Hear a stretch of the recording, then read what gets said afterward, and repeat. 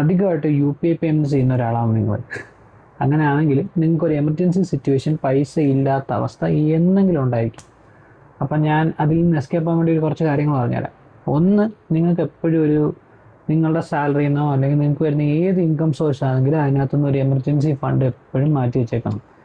ഇപ്പോൾ ഒരു 5K to 10Kക്കുള്ളിൽ മാറ്റി വെക്കുക. പിന്നെ നിങ്ങൾക്ക് അത്രയും തൽക്കാലത്തേക്ക് മാറ്റി, അത് ക്യാഷിലായിരിക്കണം മാറ്റി വെച്ചേക്കുന്നത്, നോട്ട് ഇൻ ഓൺലൈൻ മണി.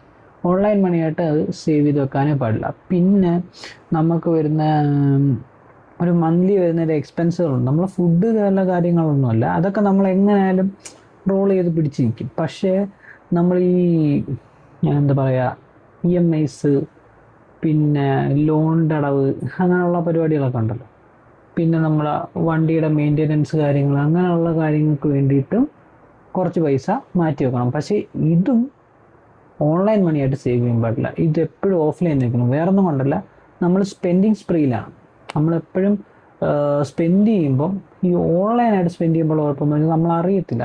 ഒറ്റ ക്ലിക്കിൽ സ്പോട്ടിൽ പൈസ പോവുക.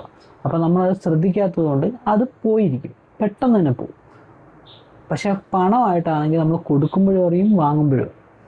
അപ്പം മോസ്റ്റ് ഓഫ് ദ ടൈം നമുക്കൊരു ഫിസിക്കൽ ടച്ച് ഇല്ലാത്ത ഒരു മണി ആയതുകൊണ്ട് മറ്റേ ഓൺലൈൻ പേയ്മെൻറ്റ്സിനോട് നമുക്ക് വലിയ ഇമോഷണൽ ഒരു പിടുത്തം വരത്തില്ല.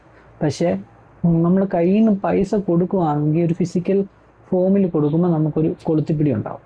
അപ്പം ആ ഒരു പിടുത്തം നമുക്ക് വരണമെങ്കിൽ അതെപ്പോഴും ക്യാഷിലായിരിക്കണം. നമ്മുടെ ഇൻകം എപ്പോഴും, അല്ലെങ്കിൽ നമ്മൾ സേവ് ചെയ്ത് മാറ്റി വെച്ചേക്കുന്ന ആ ഒരു മണി എപ്പോഴും ക്യാഷിൽ മാറ്റി വെക്കാൻ ശ്രദ്ധിക്കുക. ഇതൊന്ന് ട്രൈ ചെയ്ത് നോക്കുക, നല്ല എഫക്റ്റീവാണ്. ഒന്ന് ട്രൈ ചെയ്തു, നല്ല റിസൾട്ട് ഉണ്ടാവും കേട്ടോ.